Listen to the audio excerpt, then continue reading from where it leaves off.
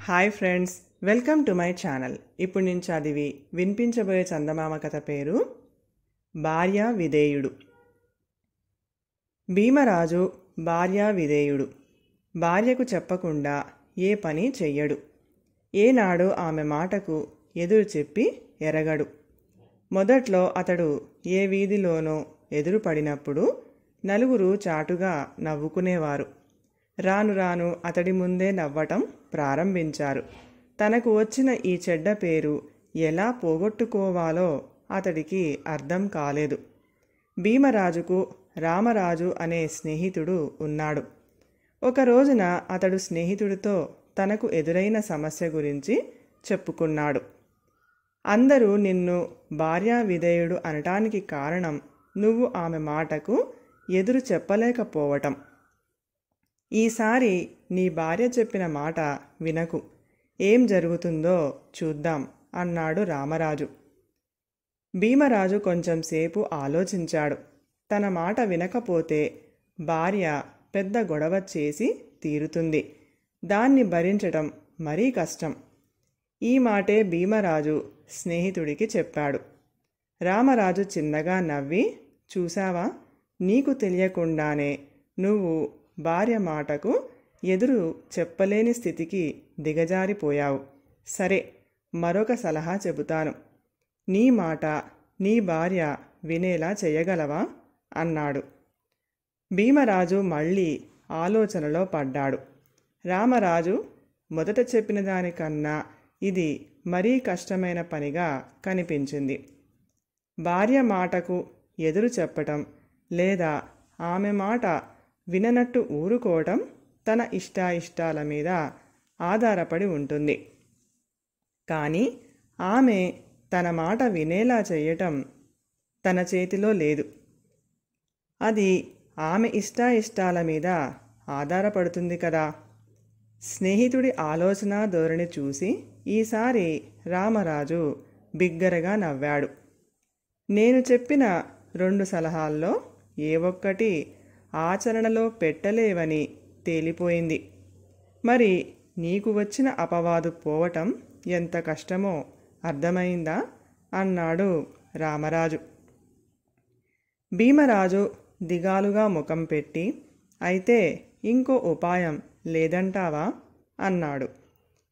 రామరాజు 1-2 క్షణాలు ఆలోచించి, ఒక పని చేద్దాం. మా ఇంట్లో ఏదో శుభకార్యం అని చెప్పి మీ ఇద్దరిని భోజనాలకు ఆహ్వానిస్తాను. నీ భార్య మనస్తత్వం ఎలాంటిదో ఒకసారి గమనించాలి అన్నాడు.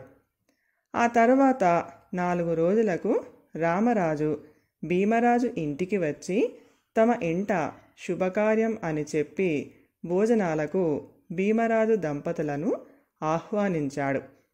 సంగతేమంటే భీమరాజు భార్య కాంతమ్మ స్వతహాగా గయ్యాళి కాదు.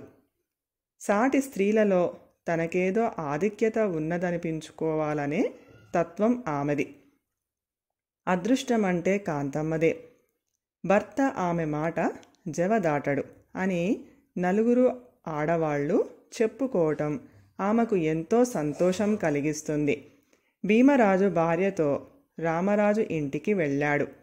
విందు భోజనం తయారుగా ఉంది. రామరాజు ఆ ఇద్దరినీ ఆప్యాయంగా ఆహ్వానిస్తూ, అప్పట్లో శుభకార్యం అన్నాను తప్ప అసలు సంగతి చెప్పలేదు.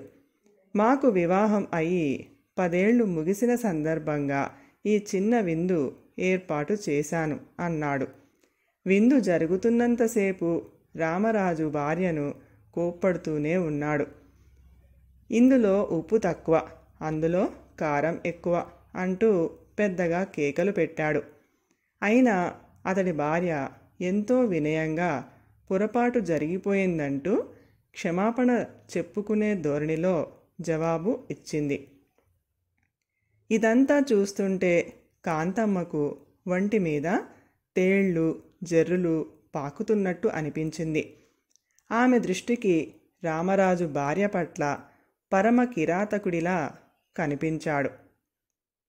విందు ముగిశాక కాంతమ్మ రామరాజు భార్యను పక్కకు తీసుకుని పోయి, మీ వారు ప్రతి స్వల్పానికి అలా కోపం తెచ్చుకొని తిడుతూ ఉంటే మీరు గంగిరెద్దులా తల ఊపుతూ ఊరుకోవటం ఏం బాగాలేదు.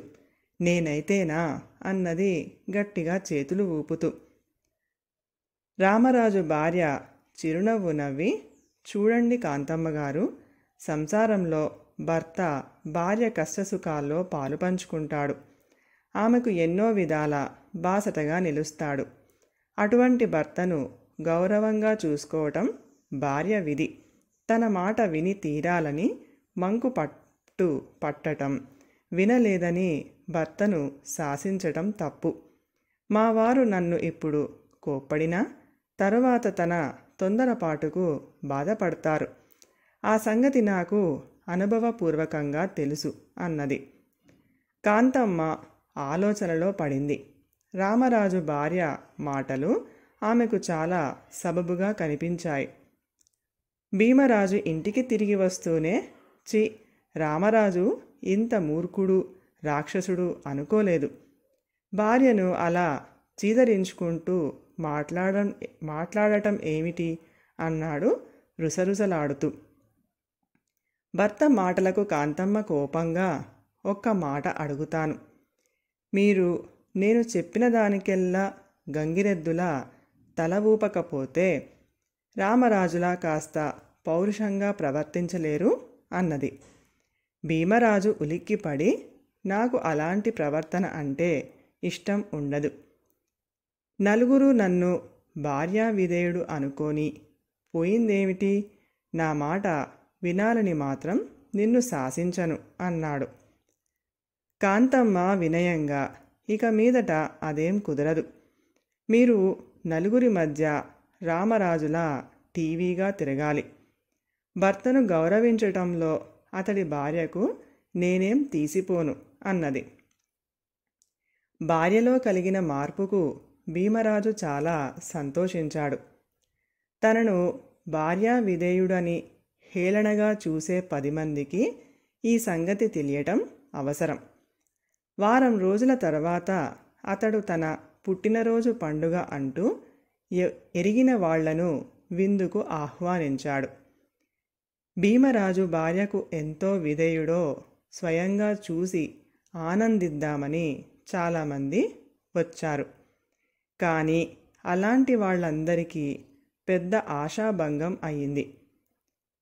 విందు సమయంలో భీమరాజు కొంత కావాలనే భార్యను చీటికి మాటికి గట్టిగా కోప్పడ్డాడు. ఆమె ఎంతో వినయంగా ప్రవర్తించింది. మర్నాడు భీమరాజు తన స్నేహితుడు రామరాజును చూడబోయి తన భార్యలో వచ్చిన మార్పుకు అతడికి కృతజ్ఞత చెప్పుకున్నాడు. కథ సమాప్తం. ఈ కథ కనుక మీకు నచ్చినట్లయితే ప్లీజ్ లైక్ చేయండి, షేర్ చేయండి. మరిన్ని మంచి మంచి కథల కోసం మా ఛానల్ని సబ్స్క్రైబ్ చేసుకోండి. Thank you.